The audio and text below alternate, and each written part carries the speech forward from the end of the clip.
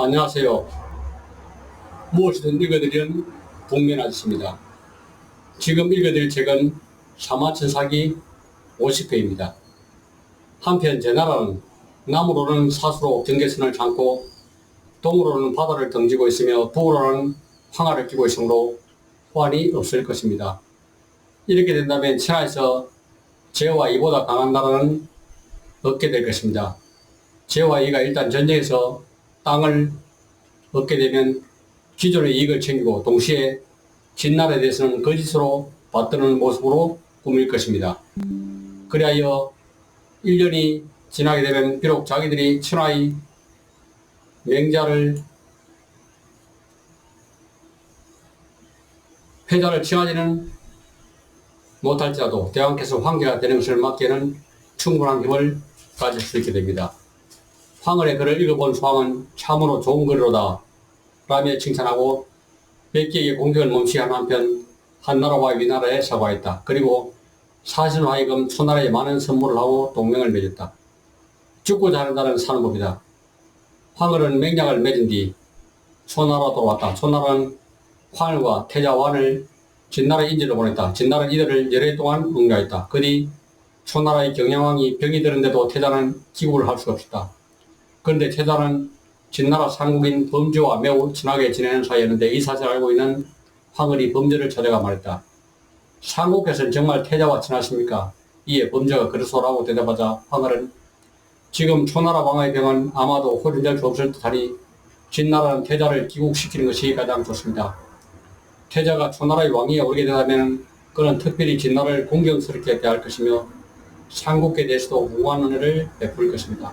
이것은 동맹국과 친교를 두텁게 하는 것이며 동시에 한 명의 대국의 왕을 심어놓은 일입니다. 그러나 만일 태자가 기구하지 못한다면 그는 다만 함양에 사는 평만 선비에 불과할 뿐이니 초나라는 다른 태자를 세우고 진나라를 섬기지 않을 것이 분명합니다. 동맹국을 잃어버리고 진나라와 그 한 대국의 왕 사이의 우위를 단절하는 결과이니 아는 상책이 아닙니다. 그러니 상패에서 이를 깊이 생각해 보시기 바랍니다. 범죄는 황홀의 뜻을 진나라 왕에게 말했다.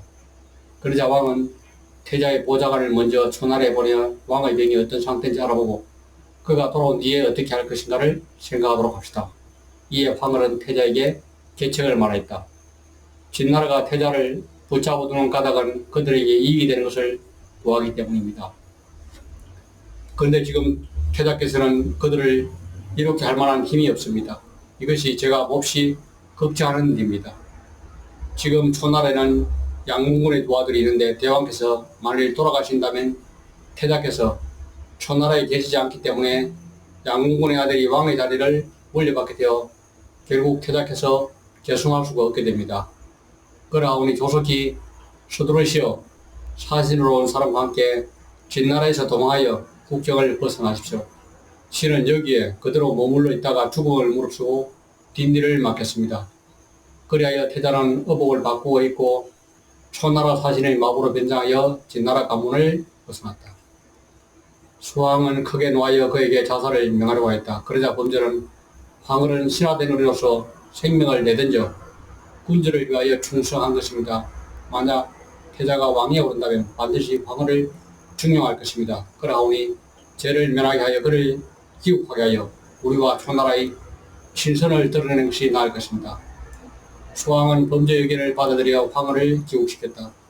황홀이 기국한 지 3개월 뒤에 경양왕이 죽고 태자단이 왕위에 오르니 이 사람이 바로 고열왕이다. 고열왕 원년에 황홀을 제상으로 삼고 그를 춘신군에 봉하여 회복의 12개월을 하사했다. 그 뒤 15년이 지나서 황홀은 왕에게 이렇게 말했다. 회복의 땅은 제 나라와의 국경을 접한 곳으로서 그곳의 정세가 매우 긴박합니다. 그러므로 그곳을 군으로 만들어 다스리는 것이 적당할 것입니다. 그리고는 화북의 12원을 만나가고 자신을 강등에 보내기를 정하였다. 고일왕 일을 하러 가있다. 춘신군은 그 후 원나라의 옛 고대의 성을 찾고 자신의 도읍으로 만들었다. 춘신군 저상의 자리에 오르다. 춘신군이 초나라의 저상이 되었을 무렵 전국 사공사라여 제나라에는 맹상군이 있었고 초나라에는 평군이 있었다. 그리고 위나라에는 신령군이 있어서 앞을 다투어 선비들을 예고하여 병력을 모았고 서로 형사쟁탈에 나섰으며 군왕을 보좌하여 국정을 장악하였다. 춘신군이 초나라의 재상이 된 지 4년 후에 진나라 장평에서 초나라 군사 40만을 격파했고 이듬해에는 조나라의 한단을 포위하였다. 이때 조나라가 초나라의 구원을 요청하였으므로 초나라는 춘신군을 파견하여 군사를 이끌고 가서 구원하게 하였는데 마침 진나라 군대가 물러났기 때문에 춘신군도 기구하였다. 춘신군은 재상이 된 지 8년 만에 북부를 단행하여 노나라를 멸망시켰다. 이때 초나라는 다시 강성해졌다. 어느 날 조나라 평군이 춘신군에게 사신을 보냈는데 춘신군은 그를 상도의 객사에 머물게 하였다. 그런데 그 사신은 자신의 부귀를 과시하고 싶어서 데모로 만든 비녀와 주옥으로 장식한 칼집이 있는 도금을 잡아서 춘신군의 식객들을 불러서 만났다. 그런데 춘신군의 식객 3,000명으로 그중 상등 숙소에 머물고 있는 빈객들은 모두 진주가 박힌 신발을 신고서 조나라 사신을 만났으므로 그 사실은 오히려 크게 부끄러워했다. 춘신군이 재상이 된 지 14일 됐을 때 진나라의 장량왕이 왕위에 오르고 여부리를 재상으로 삼았다. 진나라는 동주를 점령하였다. 춘신군이 재상이 된 지 22년 후에는 제후들이 진나라의 공격과 정벌이 그칠 날이 없음을 우려하고 서로 합종하여 서쪽으로 진격하여 진나라를 정벌하기로 하였다. 이때 초나라 왕이 육국 합종 맹약의 우두머리가 되고 춘신군이 그 실제 권한을 행사했다. 연합군이 한국관에 이르렀을 때 진나라가 군대를 보내 공격을 하자 제후의 군대가 모두 패하여 당한다. 고이랑은 자전의 실패를 춘신군의 잘못으로 됐다. 일이 있은 뒤 춘신군은 점차 왕과 손을 졌다. 이때 춘신군의 빈객 중에 주인이라는 사람이 있었는데 그는 춘신군에게 이렇게 말하는 것이었다. 사람들은 모두 초나라는 강대한데 기홍께서 오히려 그것을 약화시켰다고 생각합니다. 그러나 저는 그렇게 생각하지 않습니다. 선왕 시절에 진나라와 20년 넘도록 우호를 맺고 진나라가 우리를 공개하지 않은 것은 무슨 까닭이겠습니까? 진나라가 요새를 넘어서 공개할 것이 사실상 불가능하며 만약 동주와 서주에게 길을 빌려서 한과 이를 배후에 남겨놓고 초나라를 공격한다는 것 역시 불가능한 까닭이었습니다. 그런데 지금은 사정이 다릅니다. 위나라는 곧 멸망할 처지이므로 그와 얼렁땅을 판명할 수밖에 없을 것입니다. 그렇게 되면 진나라 군대는 초나라 수대인 진에서 불과 160리밖에 주둔하게 됩니다. 따라서 진나라와 초나라는 앞으로 갈수록 빈번하게 전쟁을 하게 될 것입니다. 춘신군은 이 말을 옳다게 여겨 왕에게 말하자 초나라는 진에서 수도를 옮겼다.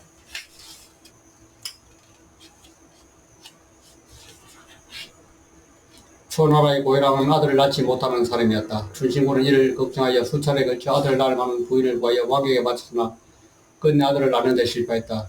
그때 조나라 사람인 이원이 누이동생을 데려와서 왕에게 바치려 했다. 그런데 왕이 아이를 낳을 수 없다는 말을 듣고 시간이 길어지면 사랑을 받지 못할까 걱정했다. 그러나 이원은 춘신군에 청하여 그의 가신이 되었다. 얼마 지나지 않아 그는 기국을 하였다가 고의로 돌아오는 길을 내줬다. 그가 돌아오자 춘신군이 늦게 된 사정을 물었다. 그러자 이원이 이렇게 답하였다. 제나라 왕이 사자를 버려 신의 누이동생에 구원하여 그 사자와 술을 마시려고 좀 늦게 되었습니다. 이에 춘신군을 물었다. 정원 선물을 받았는가? 그러자 이원은 없습니다라고 대답했다. 춘신군이 누이를 볼 수 있겠는가라고 묻자 이원은 그러지요 하고 그의 누이동생을 바쳤다. 그의 누이동생은 곧 춘신군의 사랑을 받았다. 이원은 누이동생이 임신을 한 사실을 알고 누이동생과 계약을 짰다. 이원의 누이동생은 한가한 틈을 타서 춘신군에게 말했다. 지금 왕이 당신을 대우하고 사랑하는 정도로는 형제라 하더라도 그렇게 길지는 못할 것입니다. 지금 당신께서 재상이 되신 지 20년이 흘렀습니다만 왕께서는 아들이 없습니다. 그래서 왕께서 돌아가시고 난 뒤는 다른 형제들 중에서 왕을 세울 것입니다. 초나라 왕이 맞고 나면 그들의 원래 가까운 사람을 중용하게 될 것인데 당신은 어떻게 오랫동안 총애를 받을 수 있을까요? 이것뿐만 아닙니다. 당신이 이제까지 고위직에 앉은 지 오래되어 왕의 형제들에게 신뢰를 구한 것이 많을 것입니다. 만약 그 형제들이 왕이 오르다면 가가 장차 당신에게 닥칠 것이 당신은 무슨 방법으로 재상의 자리와 강동의 땅을 지킬 수 있겠습니까? 지금 제가 당신의 사랑을 받은 지 얼마 되지 않았는데 만약 당신이 왕에게 저를 바치게 되면 왕은 반드시 저를 총애할 것입니다. 제가 하늘의 도움으로 아들을 얻게 된다면 이는 바로 당신의 아들이 왕이 되는 것이고 초나라는 모두 당신의 소유가 됩니다. 이 방법과 앞으로 예측할 수 없이 닥쳐올 재앙을 비교하여 어느 것이 좋습니까? 춘신군은 이 말에 일리가 있다고 여기고 곧 이혼의 누이동생을 자기 집에서 내보내 한 숙소에 머물간 뒤 왕에게 그녀를 바치겠다고 말했다. 왕은 그녀를 불러들여서 잠자리에 갇혀 있는데 마침내 아들을 낳았다. 그리고는 그 아들을 태자로 삼고 이혼의 누이동생을 방으로 삼았다. 또한 왕은 이혼을 중용하여 이혼의 권력을 장악하였다.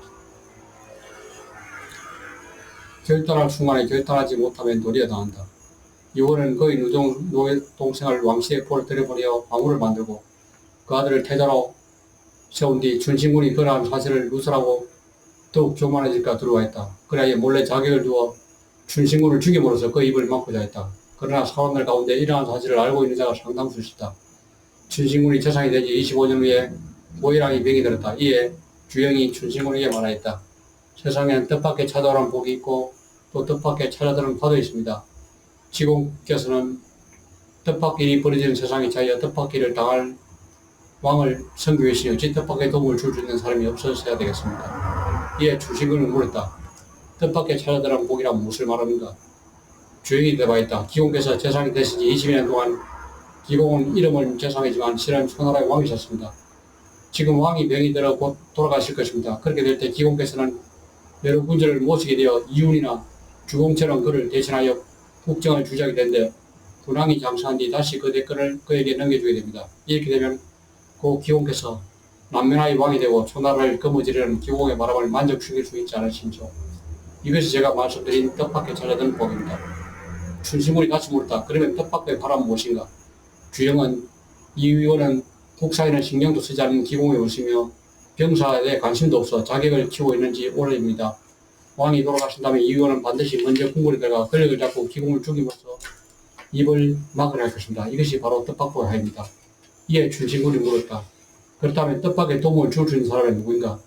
그러자 주영은 기공께서 저를 낭중의 자리에 임명하시면 왕이 돌아가신 뒤에 이혼이 분명히 먼저 궁궐에 들어갈 것이므로 제가 기공을 위하여 이혼을 주겠습니다. 이것이 바로 제가 말씀드린 뜻밖의 도움을 줄 사람입니다. 이 말을 듣고 춘신군이 이렇게 말했다. 선생은 이제 그만하시오. 이혼은 무능하고 나약한 사람이요. 또 내가 그를 잘 대화하는데 어떻게 그러한 일까지 하겠소. 주영은 자신의 계획이 마들이 않은 걸 알고 화가 나 자기 자신에게 미치가 두려워 초나를 들었다. 이런 일이 있은 지 17일 만에 고이랑이 죽었다. 이혼은 과연 먼저 궁궐에 들어가 자기들을 궁궐 문에 잠복시켰다. 춘신군이 궁궐로 돌아오자 이혼의 자객들이 춘신군을 양쪽에 세우고 그를 찔러 죽이고는 그의 머리를 베어 궁궐 밖으로 던져버렸다. 이렇게 하여 관리를 파견하여 춘신군 일가를 완전히 멸족시켰다.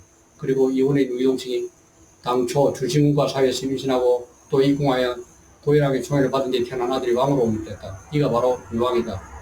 그러나 초나라는 춘신군이 죽은 뒤 국력이 급속히 기울었으며 결국 15년 만에 망하고 말았다. 30일 범저 채택결정. 사람을 거울로 하는 사람은 자기의 기름을 알 수 있다. 죽음을 가장하여 사자에서 보다. 범저는 위나라에서 태어났으면 자는 숙이다. 여러 나라를 유사하면서 위나라 왕을 선교했으나 집안이 가난하여 자신의 생활조차 유지할 수가 없었다. 그래서 우선 위나라 대부 수가를 모시게 됐다. 어느 날 수가가 왕의 명령을 받아 제나라에 사신을 가게 된데 범저가 수행하였다. 그러나 여러 달 동안 머무르 있지만 수가는 제나로부터 회답을 받지 못했다.